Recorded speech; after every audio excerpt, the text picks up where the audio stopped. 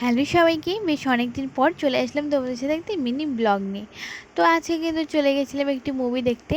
তো মমকে নিয়ে first time movie দেখা এটা মমের। তো তারপর দেখো আমরা কিন্তু ওখানে মুভি দেখার ওখানে চলে আসলাম।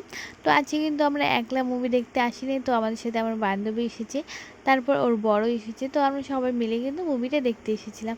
তো দেখতে পাচ্ছি আমরা চলে গেছি কিন্তু মলের ভিতরে ঢুকে গেছি। এবার কিন্তু মুভিটা দেখতে যাব। এবার কিন্তু আমরা অলরেডি খুব লেট করে ফেলেছি আস্তে আস্তে। তারপর মুভিটাও কিন্তু শুরু হয়ে গেছে, কিন্তু মাম্মামও কান্নাকাটি করছিল।